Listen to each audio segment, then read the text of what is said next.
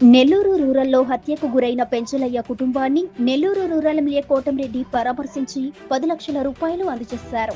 పెంచలయ్య కుమారుల్లో ఒకరు ఐపీఎస్, మరొకరు ఐఏఎస్ చదివించాలనేది ఆయన కోరిక. ఆ బాధ్యత నేను తీసుకుంటా. నేను ఉన్నా లేకున్నా నా కుమార్తెలు, అల్లుళ్ళు కలిసి వాళ్లను ఐపీఎస్, ఐఏఎస్ చదివిస్తారు. ఆర్డీటీ కాలనీ అభివృద్ధికి 50 లక్షల రూపాయలు త్వరలో మంజూరు చేయిస్తా. ప్రభుత్వంతో మాట్లాడి ఇక్కడే పెంచలయ్య విగ్రహం పెట్టిస్తా అని ఎమ్మెల్యే చెప్పారు.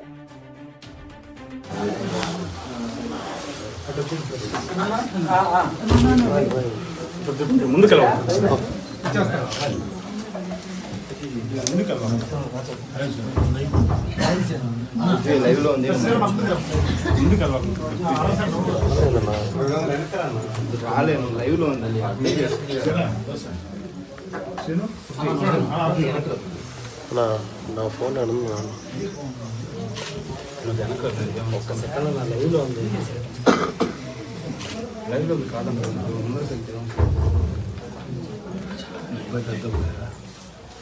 ఏం పేరు అన్నా నీ పేరు? కుమార్ దేవ్. ఏ పేరు ఉండవు? నీ పేరు నాన్న? నిఖిల్ కుమార్ దేవ్. మీదేవుడమ్మా?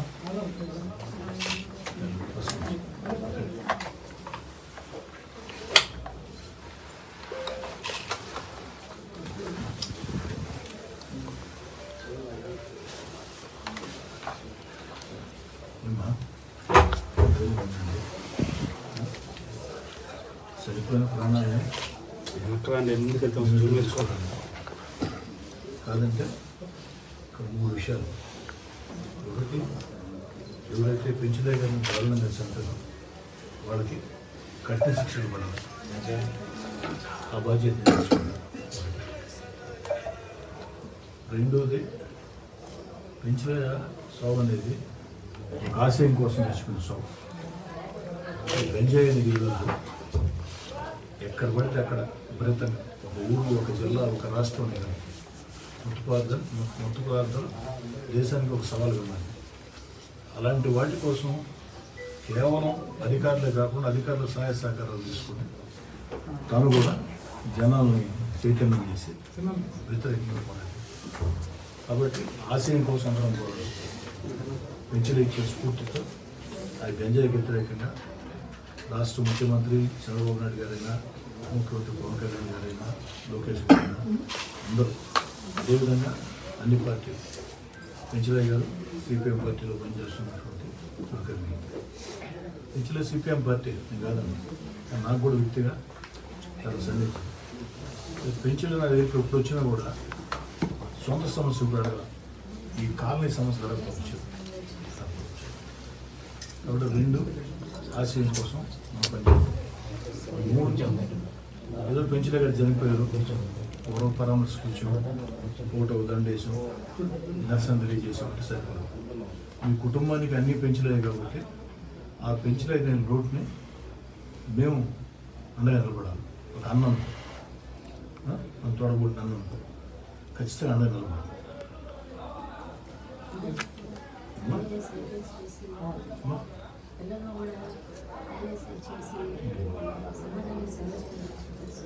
ఏనా ఏం చెప్పాడు నాన్న?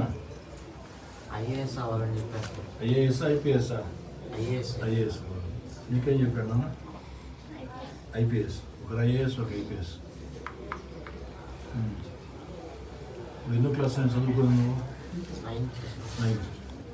మైదిరి. నువ్వు 5th మైదిరి.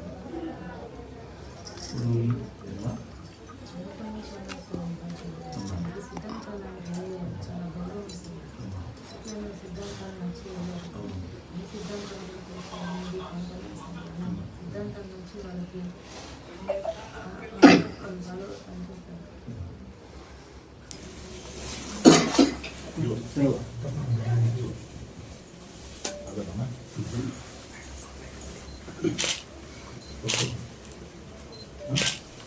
తీసుకోండి. ఏం నేను అన్నీ చేయడం అనుకున్నా.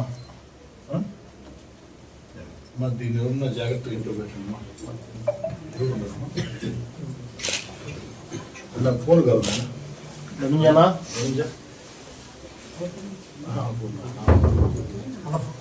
ఫోను స్పెట్స్ రెండు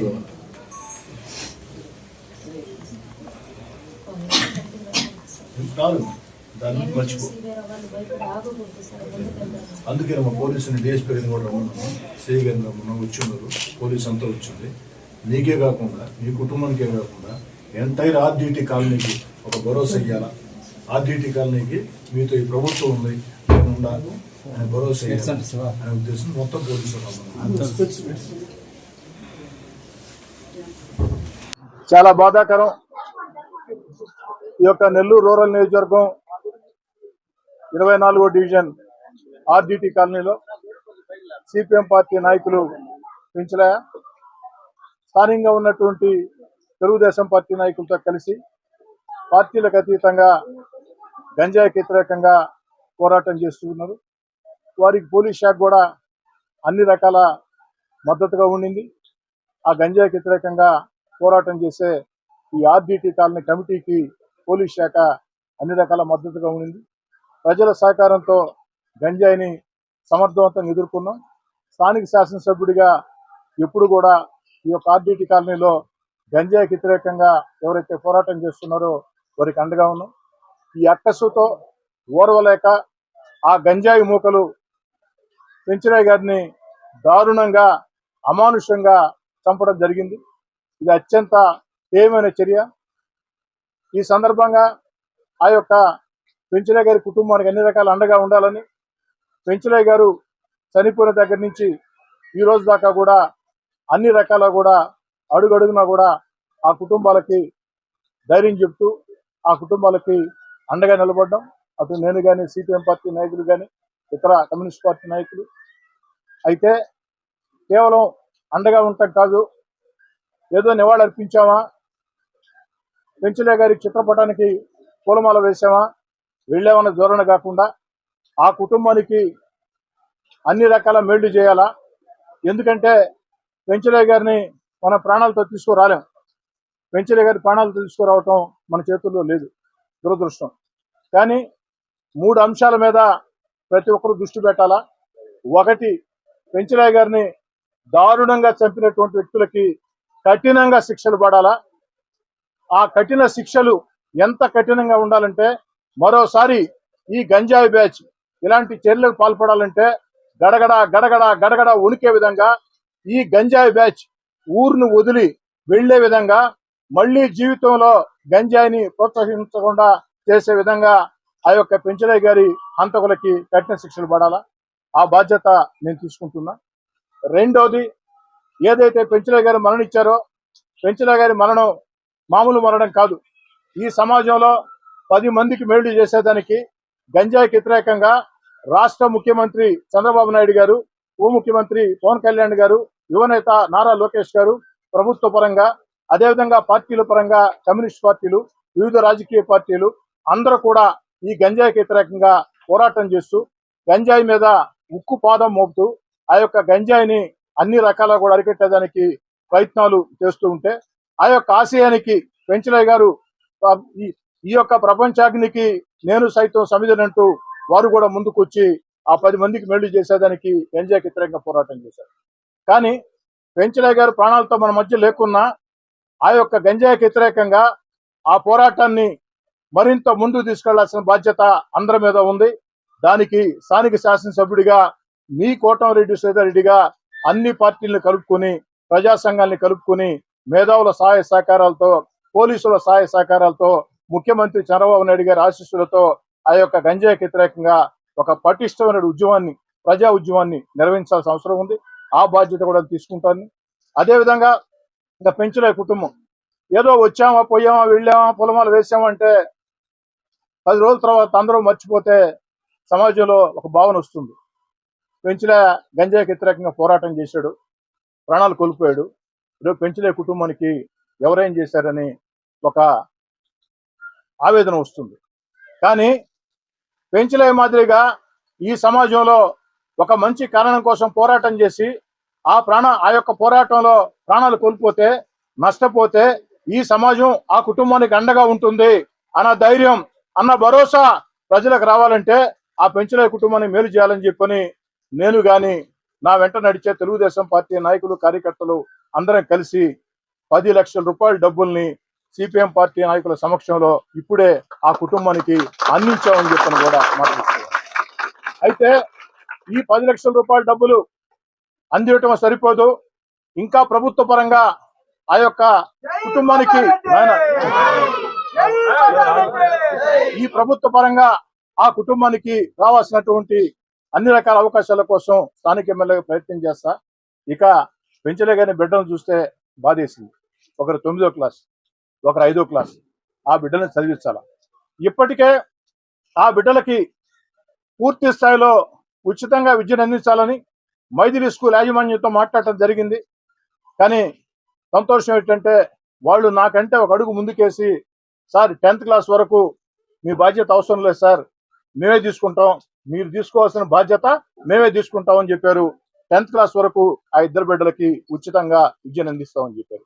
ఆ యొక్క మైథిలి స్కూల్ యాజమాన్యానికి కూడా ప్రత్యేకంగా ధన్యవాదాలు తెలియజేస్తున్నాం. ఎందుకంటే ఒక స్కూల్గా ఒక సామాజిక బాధ్యతతో మేము మొత్తం ఏర్పాటు చేస్తామంటే 10th వరకు వద్దు సార్, మేమే చేస్తాం. అయితే 10th క్లాస్ తర్వాత పెంచలే కోరిక ఒక బిడ్డను ఐఏఎస్, ఒక బిడ్డను ఐపీఎస్ చేయాలని. దేవుడి ఆశీస్సులు ఉంటే పెంచలే బిడ్డలు కష్టం చేస్తే అది అసాధ్యమే కాదు, సాధ్యమే. కానీ ఆ యొక్క చదివించాలంటే దానికి కావాల్సిన అన్ని రకాల ఏర్పాట్లు చేయాలనే ఉద్దేశంతో ఒక అబ్బాయి 9th, ఒక అబ్బాయి 5th.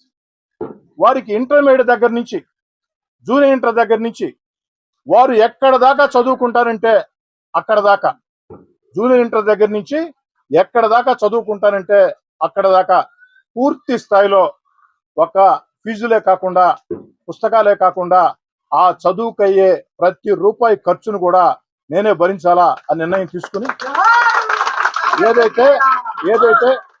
ఏదైతే ఆ బాధ్యతలు, ఎందుకంటే ఆ బిడ్డలు పెద్ద సరికి నేను ఎమ్మెల్యేగా ఉండొచ్చు, ఉండకపోవచ్చు, లేదు మనిషిగా ఉండొచ్చు, ఉండకపోవచ్చు. అందుకే ఆ బాధ్యతల్ని, ఆ యొక్క ఇద్దరు బిడ్డల భవిష్యత్ బాధ్యతల్ని నా ఇద్దరు కుమార్తెలు హైందవి, వైష్ణవికి అప్పచెప్పి వాళ్ళ ముందే ఫోన్లో మాట్లాడుకోవడం జరిగింది. నా ఇద్దరు బిడ్డలు హైందవి బెంగళూరులో ఉంటారు, వైష్ణవి హైదరాబాద్లో ఉంటుంది. వారిద్దరు కూడా మంచి స్థితిలో ఉన్నారు. వారు ఒకటే మాట చెప్పారు, డాడీ ఇప్పటికే మనం కొంతమందిని చదివిస్తున్నాం, వీళ్ళని కూడా చదివిద్దాం. అయితే తక్షణంగా చదువులకి మన సహాయం వారికి అవసరం లేదు కాబట్టి, కొంతకాలం పడుతుంది కాబట్టి బాధ్యత మాది. అలా కాదు అనుకుంటే భవిష్యత్తులో వాళ్ళ చదువులకి, వాళ్ళ ఐఏఎస్ ఐపీఎస్ కావాలంటే, ఆ యొక్క పరీక్షలు రాయాలంటే ఏ కోర్సులు చదవాలా, ఎక్కడ చదవాలా, ఆ యొక్క ఖర్చులకి ఎంత అవుతుందో మీరు చెప్తే మేమిద్దరం, నీ ఇద్దరు కుమార్తెలుగా మేమిద్దరం చెరొక బిడ్డకి ఈ రోజే ఫిక్స్డ్ డిపాజిట్ చేస్తామని కూడా నా యొక్క బిడ్డలు చెప్పడం జరిగింది. నాకు నిజంగా చాలా సంతోషం వేసింది. నా ఇద్దరు బిడ్డలు హైందవి కానీ, వైష్ణవి కానీ, కుమార్తెలుగానే కాదు, నా యొక్క ఆకాంక్షలు, నా యొక్క ఆశయాలు ఈ సమాజంలో 10 మందికి మేలు చేయాలా అన్న ఆలోచన, వాళ్ళు చెప్పిన మాటలు నాకు కూడా ఆలోచన రాలా. అప్పుడు దాకెందుకు డాడీ ఇప్పుడే చేద్దాం, ఫిక్స్డ్ చేస్తామని ముందుకు వచ్చారంటే, మనం ఎంతో మంది చదివిస్తున్నాం కదా, వీళ్ళని కూడా చదివిద్దామని చెప్తే ఇద్దరు బిడ్డలు పెంచిన ఇద్దరు కుమారుల చదువుల బాధ్యత తీసుకున్న నా ఇద్దరు బిడ్డలు నా కుమార్తెలు కాబట్టి ఇంతకంటే ఎక్కువ చెప్పడం బాగుండదు. నా కుమార్తెలు హైందవి, వైష్ణవికి ప్రత్యేకంగా ఒక నాన్నగా కంటే కూడా ఓ శాసనసభ్యుడిగా, ఓ రాజకీయ కార్యకర్తగా నా ఇద్దరు బిడ్డలకి ధన్యవాదాలు తెలియజేస్తున్నాను. నా యొక్క రెండో అల్లుడు ననిన్, ఆ యొక్క అబ్బాయి 2 సార్లు ఐఏఎస్ ప్రిలిమ్స్ పాస్ అయి మెయిన్స్ లో మిస్ అయ్యాడు. ఐఏఎస్ 2 సార్లు ప్రిలిమ్స్ పాస్ అయి మెయిన్స్ లో మిస్ అయ్యాడు. ఈ ఐఏఎస్ ఐపీఎస్ గురించి పూర్తి అవగాహన ఉంది. అబ్బాయితో మాట్లాడాం. అబ్బాయి ఒకటే మాట చెప్పాడు, ననిన్ మామయ్య 9th క్లాస్ రైట్ టైం, మీరు అబ్బాయి ఫోన్ నెంబర్ నాకు ఇవ్వండి, నాకు అటాచ్ చేయండి, ఇక్కడి నుంచే సమ్మర్ హాలిడేస్ లో స్పెషల్ ఎడ్యుకేషన్ క్యాంపులు ఉంటాయి, వాటన్నిటి ఏర్పాటు చేస్తా, నాది బాధ్యత అని చెప్పడం జరిగింది. కాబట్టి మంచి కుమార్తెలు, బాధ్యత తీసుకున్నటువంటి కుమార్తెలు, వారికి అండగా నిలుస్తున్నటువంటి భర్తలు, నా పెద్దలుడు బాలానందరెడ్డి, రెండో అల్లుడు నని, వీళ్ళిద్దరు కూడా ప్రత్యేకంగా ధన్యవాదాలు తెలియజేస్తూ మళ్ళీ చెప్తున్నానమ్మా, ఈరోజు వచ్చామా, వెళ్ళామా, ఫోటో ముందు పూలేసామంటే అది సాధ్యం కాదు. కానీ పూర్తి స్థాయిలో బాధ్యత తీసుకోవాలా. ఆ బాధ్యత మీ కోటంరెడ్డి శివారెడ్డిగా నేను, నా కుటుంబం తీసుకుంటుంది. మేమే కాదు, నా తమ్ముడు కోటంరెడ్డి గిరి కానీ, ఈ డివిజన్ కార్పొరేటర్ అరవ శాంతి కానీ, అదేవిధంగా శ్రీనివాసులు తెలుగుదేశం పార్టీ ఎస్సీసీఎల్ అధ్యక్షులు అందరం కూడా, అటు సిపిఎం పార్టీ నాయకులు అందరం కూడా అండగా ఉంటాం. ఖచ్చితంగా ఈ గంజాయికి వ్యతిరేకంగా పోరాటం చేద్దాం. అదేవిధంగా ఈ సందర్భంగా ఆర్డిటి కాలనీ పక్షానే కాదు, ప్రజల పక్షాన నెల్లూరు జిల్లా పోలీస్ యంత్రాంగాన్ని ఎస్ఐ దగ్గర నుంచి, సిఐ దగ్గర నుంచి, డిఎస్పీ దగ్గర నుంచి, ఎస్పీ దగ్గర నుంచి, ఐజీ గారి దాకా ప్రతి పోలీస్ అధికారిని, ప్రతి కానిస్టేబుల్ని ప్రత్యేకంగా ధన్యవాదాలు. ఎందుకంటే గంజాయికి వ్యతిరేకంగా కఠిన చర్యలు తీసుకోవడమే కాకుండా పెంచిలేని చంపిన వాళ్ళని పట్టుకునే దానికి ప్రాణాలకు తెగించి వాళ్ళు పట్టుకున్నటువంటి తీరు నెల్లూరు జిల్లా పోలీస్ శాఖ గౌరవాన్ని పెంచింది. పోలీస్ శాఖ అంటే ప్రజల్లో ఒక భరోసానిచ్చింది.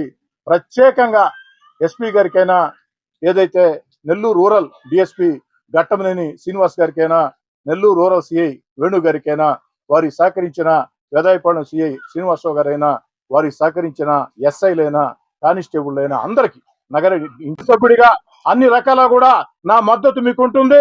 రాష్ట్ర ముఖ్యమంత్రి చంద్రబాబు నాయుడు గారి ఆలోచన, ఆకాంక్ష ఈ యొక్క గంజాయిని కఠినంగా, ఏదైతే గంజాయి బ్యాచ్ల్ని కఠినంగా అణచివేయాలా, ఉక్కు పాదంతో అణచివేయాలా.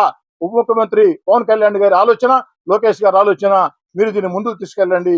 ఈ ప్రభుత్వం అన్ని రకాల మీతో ఉంటుందని తెలియజేస్తూ, ప్రభుత్వ పరంగా ఆ కుటుంబం రావాల్సిన ఇతరత్ర సహాయాలు కూడా, వాటి కోసం కూడా నా వంతు ప్రయత్నం చేస్తానమ్మా. ఇక ఆర్డిటి కాలనీ పరంగా కనీసపాటి వస్తువులు కొంతవరకు చేయగలిగాం. ఆ కొంత కూడా తల్లి చేసింది నేనేనమ్మా. ఈ ఆర్డిటి కాలనీకి ఎవరు వచ్చినోళ్ళు కాదు, పోయినోళ్ళు కాదు, ఇంకా కూడా చేయాల్సిన పనులు చాలా ఉన్నాయి. ఖచ్చితంగా కాలనీకి కూడా పనులు చేస్తామని తెలియజేస్తూ, పెంచలయ్య గారి గుర్తుగా మీ అందరితో మాట్లాడి, సిపిఎం నాయకులతో మాట్లాడి, పెంచలయ్య గారి గుర్తుగా, పెంచలయ్య గారి సేవలు, పెంచలయ్య గారి ఆకాంక్ష నిలబడేటట్టు ఒక విగ్రహాన్ని కూడా ఈ యొక్క ఆర్డిటి కాలనీలో ఏర్పాటు చేస్తున్నాం. అదేవిధంగా ఈ యొక్క ఆర్డిటి కాలనీ ఇంకా కనీసపాటి వస్తువులు కల్పించున్నాం. ఇంకా చేయాల్సిన పనులు ఉన్నాయి. ఈరోజు పెంచలయ్య గారి మరణం సందర్భంగా వారి ఆత్మ శాంతి కలగాలనే ఉద్దేశంతో 50 లక్షల రూపాయలు ఈ ఆర్డిటి కాలనీ అభివృద్ధికి వారం రోజుల్లో నిధులు కేటాయించి టెండర్లు పిలిపిస్తానని చెప్పి కూడా మాట ఇచ్చింది. ఇక పెంచలయ్య గారు లేరు, మీరు ఎవరో భయపడాల్సిన అవసరం లేదమ్మా. పెంచలయ్య గారి ఆశయం బతుకుంది, మేమందరం బతుకున్నాం, సిపిఎం నాయకులందరూ బతుకున్నారు, పోలీసులంతా ఉండరు. ఈ ఆర్డిటి కాలనీలో ఆ యొక్క గంజాయికి వ్యతిరేకంగా పెంచలయ్య ఏర్పాటు చేసినటువంటి కమిటీ ఏ నిర్ణయం తీసుకుంటే ఆ నిర్ణయానికి మేమందరం కట్టుబడి ఉంటాం, మేమందరం ప్రోత్సహిస్తాం. ధైర్యంగా ఉండండి. మేమేదో వచ్చాం, వెళ్ళాం, చేతనైన సాయం చేశాం. కానీ స్థానికంగా మీరు పెంచలయ్య కుటుంబాన్ని మీ గుండెల్లో పెట్టి, చూసుకోవాలని చెప్పి కోరుకుంటూ సెలవు తీసుకుంటాం.